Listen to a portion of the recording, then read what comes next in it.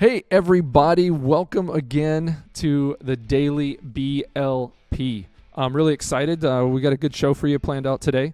A couple of guests that will be here. Of course, we've got our man in the chair on the other side of the world, the superhero Manoj. He's there making sure that we got good cuts and the content is working and recording well. Manish, our marketing manager at Panacea Smart Solutions, is going to be coming in a little bit. I think he's doing some work actually right now. So he's joined, but not really here. So maybe he's, his spirit is with us, but he's not really here.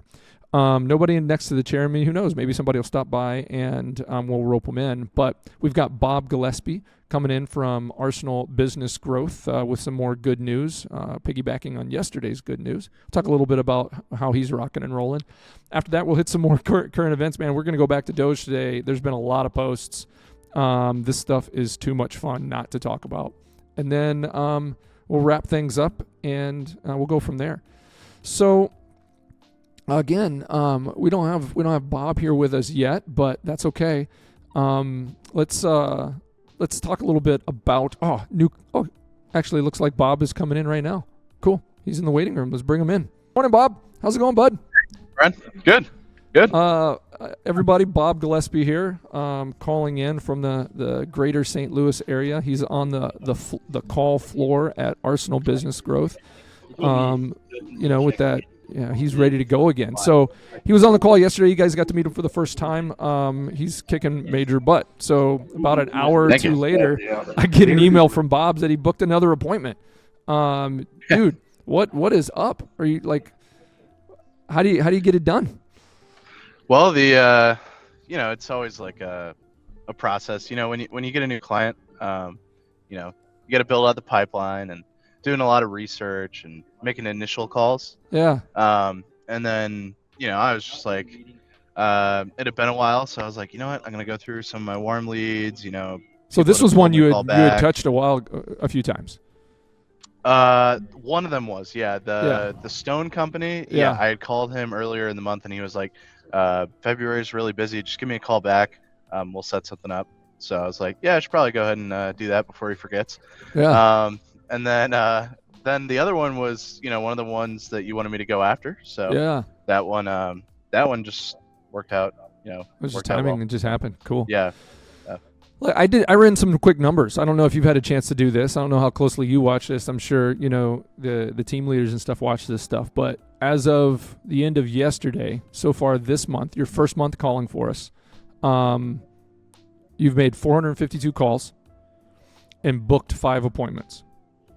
So it's right now every just almost 90.4 calls, you're booking an appointment. That's your rate right now. That's pretty dang good. Feels good.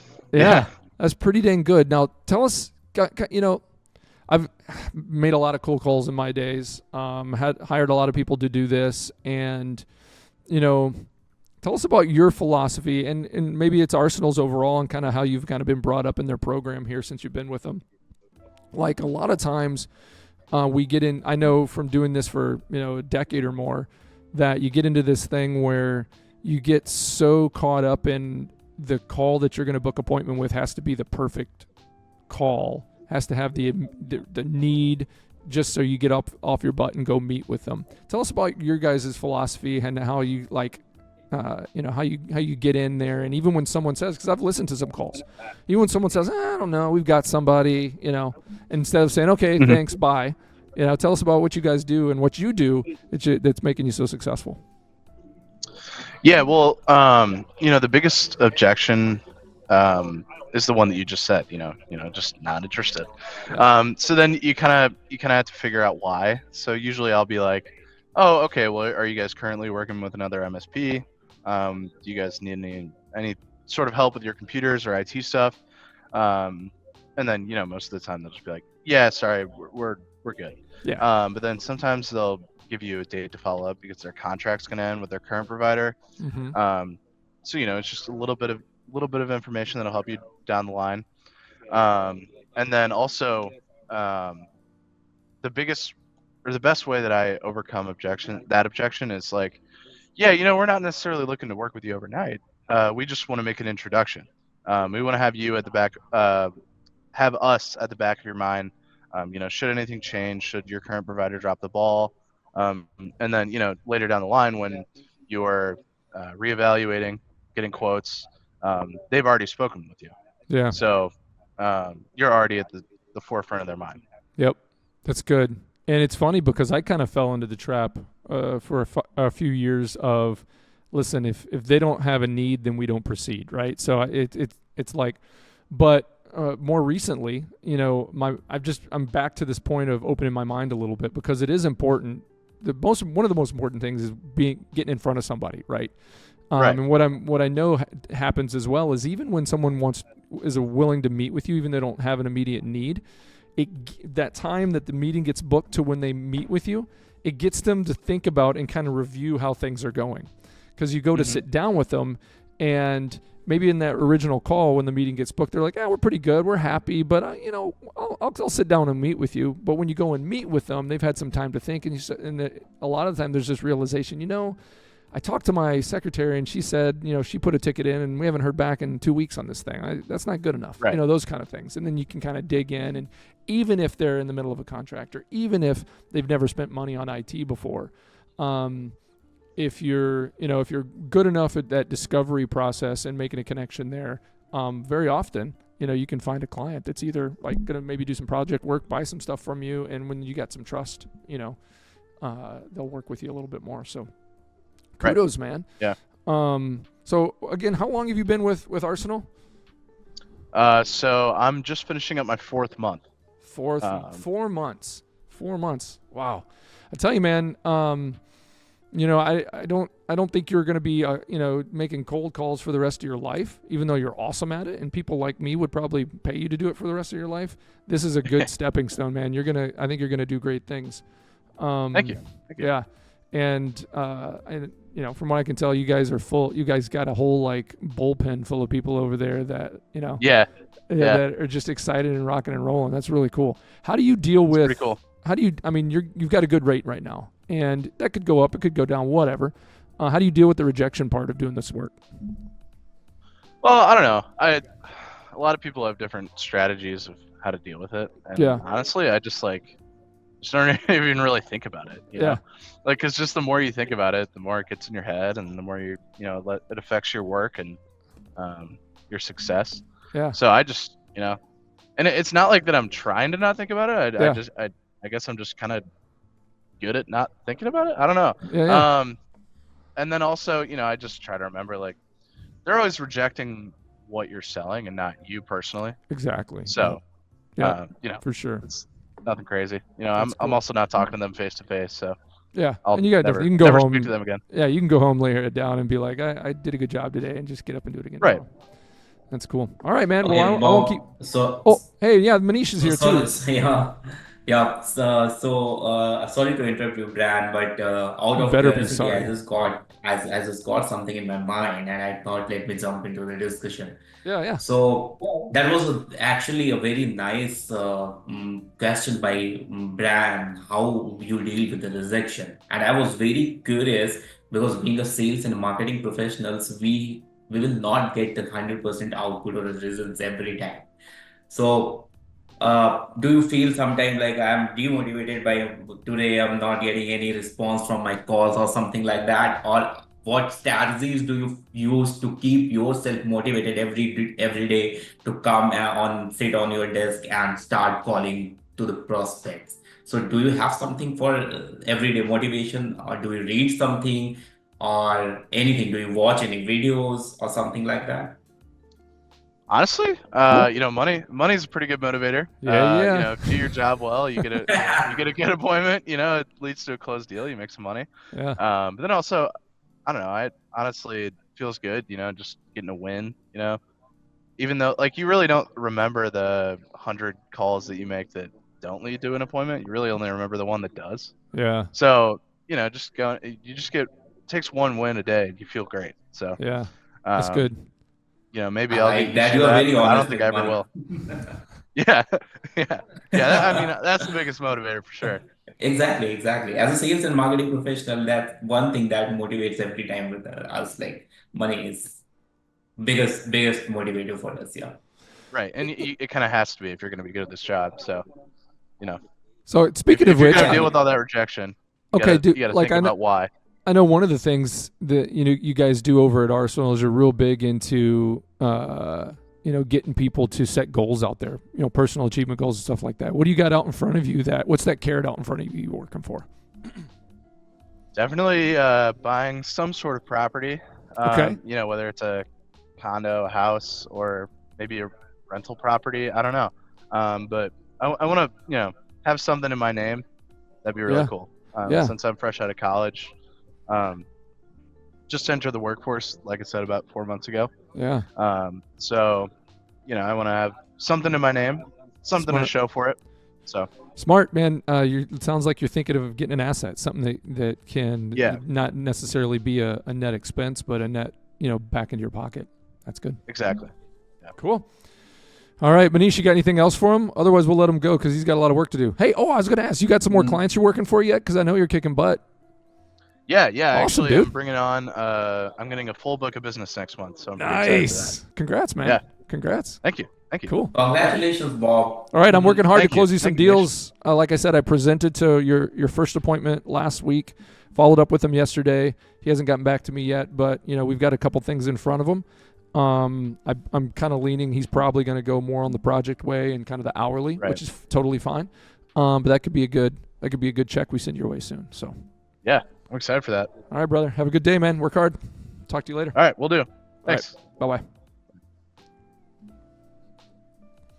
And that, folks, Bob Gillespie. Man, he's kicking butt. I hope we don't, I hope we don't lose him anytime soon because when you're doing so good, it gets recognized and you tend to get promoted and moved up and stuff like that. So I'm hoping the best for him, and maybe that'll happen sooner than later, but I hope we can hang on to him as long as possible. He's doing so far so good. It's just been a month, right? So, but that's pretty good. Usually when we hire somebody to do this type of work, we're thinking maybe 90 days plus we start seeing results because there's a ramp up, there's a lot of training.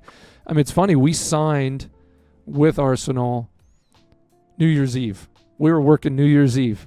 They were working New Year's Eve. It's funny. We got on a call with their sales manager and then their owner, and we were shucking and jiving and negotiating. Hey, Jamie, how's it going? You want to come say hi? Come on, come sit down. We're talking about Bob. Anyway, we signed with them and got them the information that they need, started having meetings with their leadership to get the things ready. So our training period was January, which we didn't pay a dime for. They gave us January for free. This is what they do. And that first month for free because they're building up and learning everything about us and finding the right person and training us on how we do things.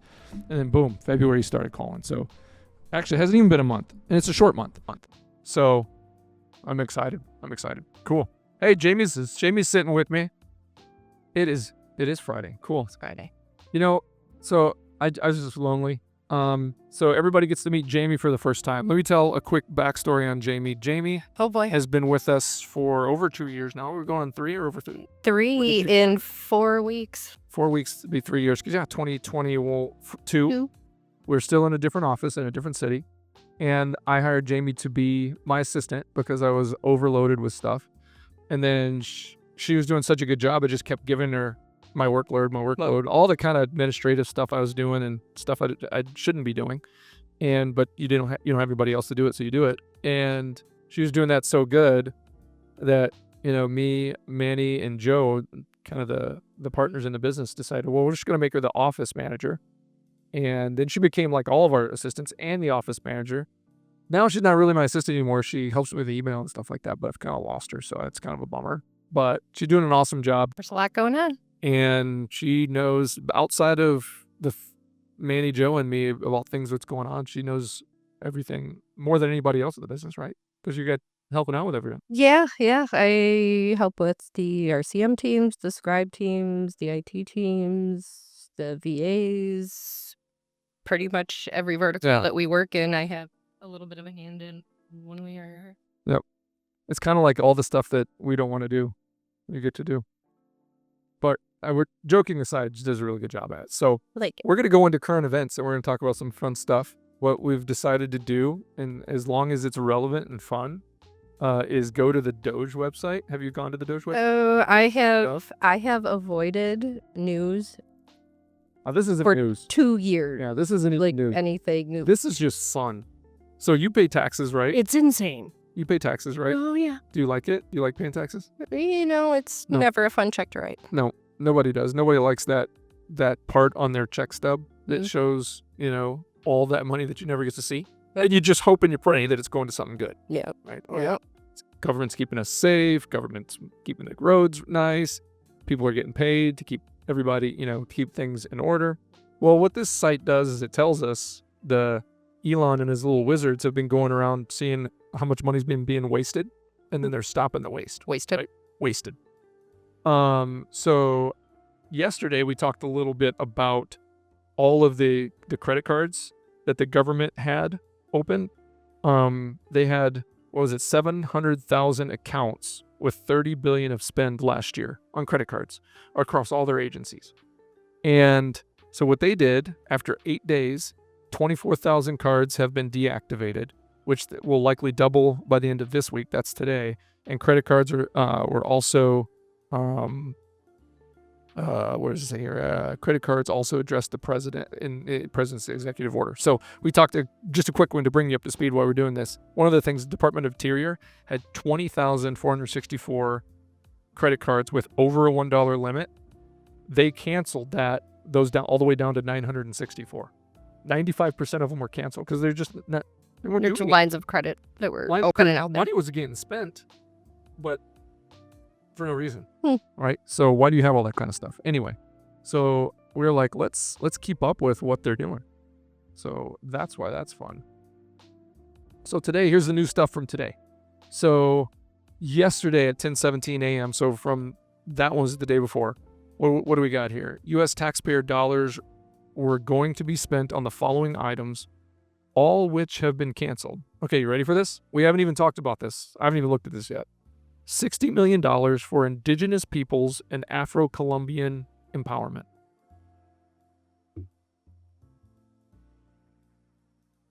Okay.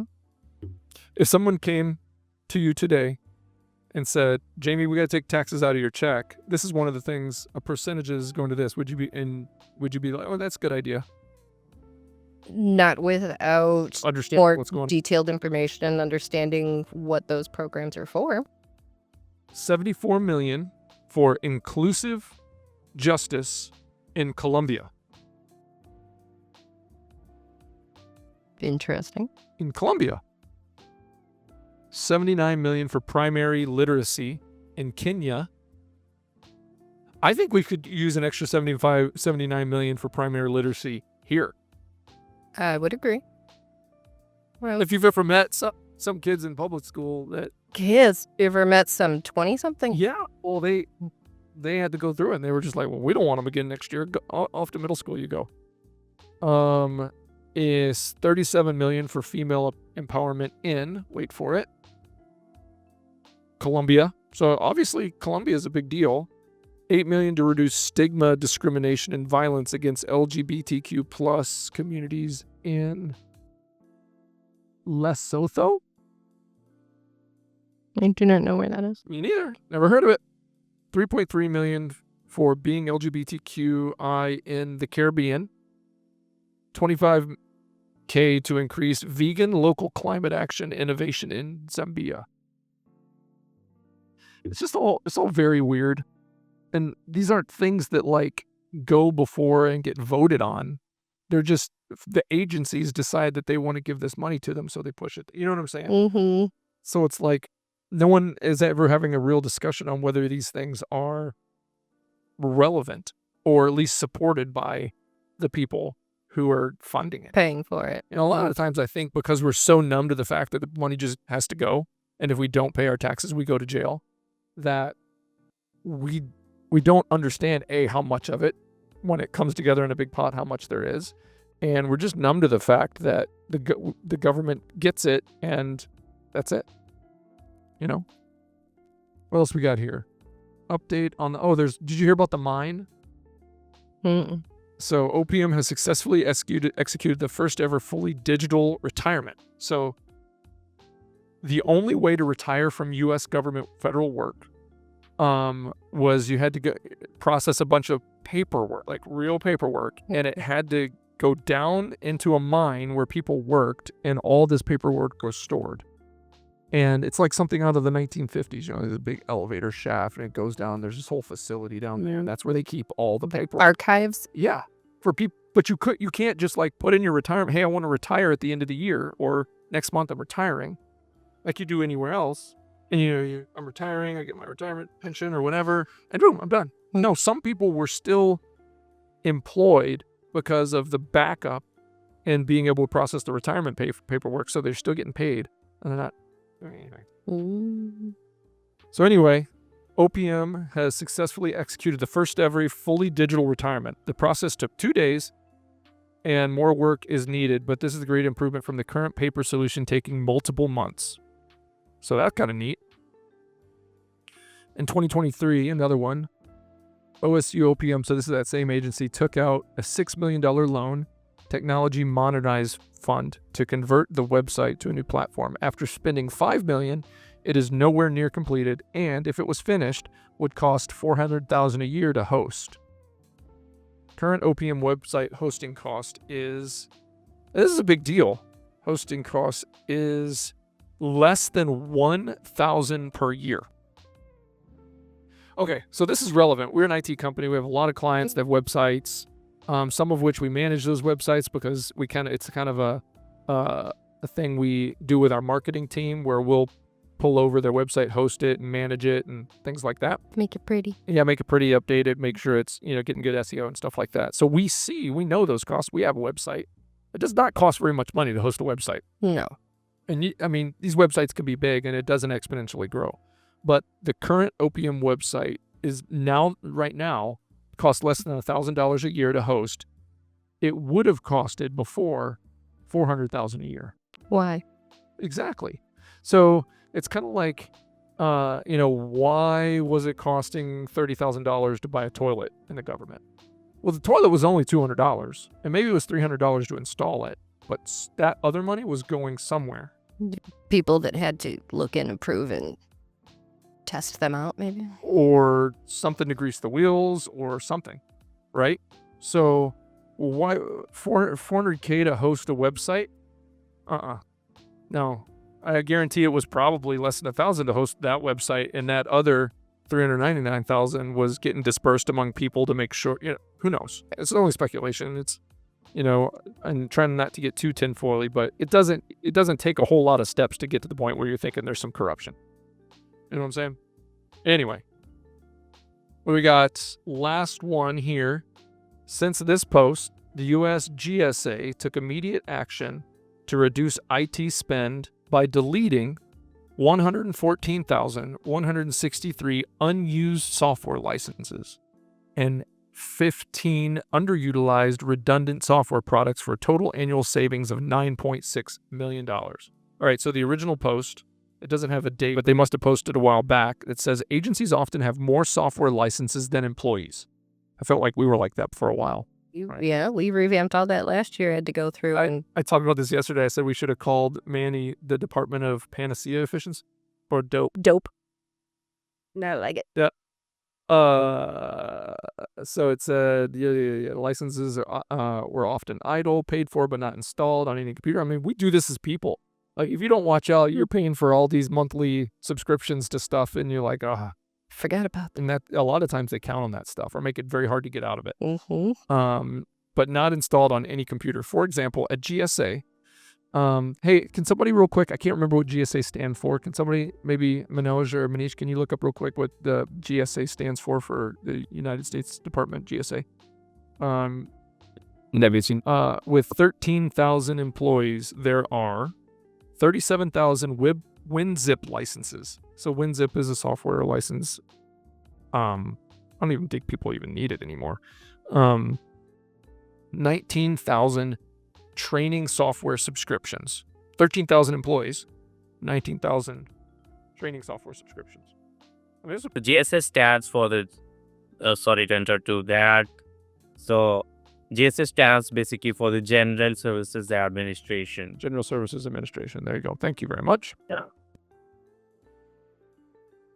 What else? 7,500 project management software seats for a division with 5,500 employees. And you wonder how long it's been like that. I mean, I'll say running a business, there's been plenty of times where I goes 6 months and I jump into, let's say, our Zoom account where we're using Zoom for a lot of different things and for phone, for whatever. And we're paying for 43 seats, but we only have 35 people using it now. Like, okay, we got to go back. Okay, I'm going to call Ashutosh. Ashutosh, what do we got? Who's active? Who's actually working? I mean, it can be tough, but we don't just say, oh, too bad, let's just leave it like that. We immediately say, oh, let's fix this now because it's costing us money, right? Let's see, 7,500 project managers. Yep. 3 different ticketing systems running in parallel. That's got to be confusing. I can't say that. We've got 2. I think that happens and he's not here to defend himself, so I won't use his name. I think that happens when you're like, this system is working good, but I think it could be working better. Let's try something else out. You know what I mean? And all right, there's definitely merit there. I tend to lean on the fact, let's find one that works and get really good at it. But so be it. But we have found that with the 2, there's a little bit of necessity because one does something that the other one doesn't have the capability of doing for their off business. True, but it doesn't necessarily merit because with these ticketing systems, what typically happens is you have to pay for seats in bulk. Mm-hmm. And I have a feeling, I mean, I could be wrong. Maybe like if there's let's say 1,000 workers that are responsible for being on the ticketing system, maybe 750 have this one and 250 have this one. I don't know. But anyway, still not a great use of taxpayer dollars. So there you go. 24 hours later, they find that much more stuff. I mean, to me, that's exciting. It is. I'm okay with that. I don't know. I mean, you got, like, I'm kind of like you. I don't watch news on TV. I don't watch. The only thing, honestly, that I've really seen about this that I've kind of paid a little bit of attention to is some of the mistakes and some of the discrepancies, like extra zeros here and there, a million versus a billion, and like what some of these contracts actually mean, and that some things like weren't actually ever in place. There was just previous documentation of something that was in the works and things like that, which just gives me anxiety. So then I just close it. Yeah, right. Make it go. Yeah, I know how you feel. You can go down a rabbit hole. Like I won't look at this again until tomorrow, but it's eye opening. I was talking to Manish about this yesterday offline. Like they get, taxes in India are really high too, very similar to ours, and you get taxed to death, and sooner or later you hit a breaking point of like, man, at what point does it just not make sense to even try? No. So anyway, that was fun. Let's talk about, we got a new client. Huh? Someone that we've been working on for quite a while. Benjamin. That's so yeah, we'll protect the names of the innocent and stuff, but it was like it took, I think it took 2 or 3 months to get to this point, but that's okay. It's a relatively new business, and he's doing his due diligence to make sure he's getting in a relationship with a company that he can trust and that's gonna do right by him. And I can respect that. So a lot of hard work on both sides, getting things to the point where he was ready to go, and we're ready to go. So, and he actually stopped by at the beginning when right before we started recording, he stopped by because he had a couple questions, and I answered him, and he said thanks and took off. So he's going to do the VA too. Awesome. So we're going to get him a VA for anywhere 5 to 10 hours a week. And then we're going to try to set it up the same way we have it with Tess, to where, if we get to a point where we spent 10 hours, the VA spent 10 hours, we'll report what we want, tell him here's everything we got done. Here's what hasn't been done yet. Here's how long we think it's going to take to get it done. We have your approval to move forward. Cool. Just so it doesn't get to a point where budgets are ballooning. So anyway, new client. If we had a bell, we could ring the bell. Ding, ding, ding. Ding, ding. Not big, not teeny tiny either, but still important to us. So that's really, really cool. I think that's about it, guys. You missed Bob. Bob was here. He booked 2 points for us yesterday, but that's okay. Thanks for joining us. All right. It is 10:09 a.m. Central Standard Time. We're going to close today's episode out. Thank you so much, guys, for watching the show. We'll see you tomorrow. Take care. Bye.